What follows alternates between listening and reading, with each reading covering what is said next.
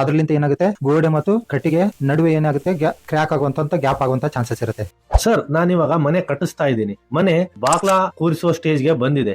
ಇವಾಗ ನಾನು ಬಾಕ್ಲು ಮತ್ತೆ ಕಿಟಕಿಯನ್ನ ಕೂರಿಸ್ಬೇಕು. ಇದಕ್ಕೆ ನಾನು ಏನ್ ಪ್ರಿಕಾಷನ್ ತಗೋಬೇಕು? ಬನ್ನಿ, ನಾವು ಬಾಲ್ಗಳನ್ನು ಹೇಗೆ ಕುಂದಿರಿಸಬೇಕು ಮತ್ತು ಬಾಗ್ಲ ಕುಂದಿರಿಸುವಾಗ ಅದನ್ನು ಪ್ರಿಕಾಷನರಿ ಮೆಜರ್ಸ್ ಏನ್ ತೆಗೆದುಕೊಳ್ಳಬೇಕು ಅನ್ನೋದನ್ನ ತಿಳಿದುಕೊಳ್ಳೋಣ. ಮೊದಲಿಗೆ ಚೌಕಟ್ಟು ರೆಡಿ ಆದ ನಂತರ ಕಾರ್ಪೆಂಟರ್ ಜಾಯಿಂಟ್ ಸರಿಯಾಗಿ ಮಾಡಿದೇನೆ ಇಲ್ಲೋ ಅನ್ನೋದನ್ನ ಚೆಕ್ ಮಾಡಬೇಕು. ಎರಡನೇದು, ನಾವು ಚೌಕಟ್ಟಿಗೆ 4 ಸೈಡ್ ಕಿವಿಗಳನ್ನು ಕೊಟ್ಟಿರ್ತೀವಿ, ಅದು ಬಿಟ್ಟು ಮತ್ತೆ ಒಂದು ಸೈಡ್ 2-3 ಓಲ್ಡ್ ಫಾಸ್ಟ್ ಅನ್ನ ಹಾಕ್ಬಿಟ್ಟು ಅದನ್ನು ಸರಿಯಾದ ಕಾಂಕ್ರೀಟ್ ನಲ್ಲಿ ಫಿಲ್ ಮಾಡಿ ಅದನ್ನು ಕ್ಯೂರಿಂಗ್ ಮಾಡಬೇಕು.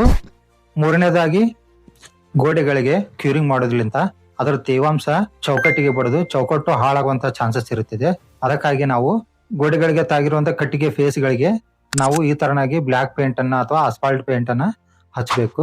ನಾಲ್ಕನೇದಾಗಿ, ಈ ಬೆಡ್ರೂಮ್ ರೋಡ್ಗಳಿಗೆ ನಾವು ಸಿಲ್ ಅನ್ನು ಪ್ರೊವೈಡ್ ಮಾಡೋದಿಲ್ಲ. ಈ ತರನಾಗಿ ಒಂದು ಪಟ್ಟಿ ಬರೆದು ಬಿಡ್ತಾರೆ.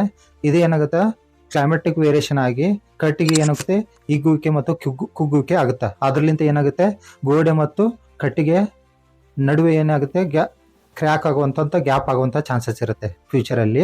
ಅದಕ್ಕಾಗಿ ನಾವು ಏನ್ ಮಾಡಬೇಕು, ಈ ತರನಾಗಿ ಒಂದು ಫ್ಲಾಟ್ ಪಟ್ಟಿಯನ್ನ ಕೆಳಗೆ ಬಡಿಯೋದ್ರಿಂದ ಈ ಒಂದು ಕ್ರ್ಯಾಕ್ ಮತ್ತು ಗ್ಯಾಪ್ ಕಡಿಮೆ ಮಾಡಬಹುದು.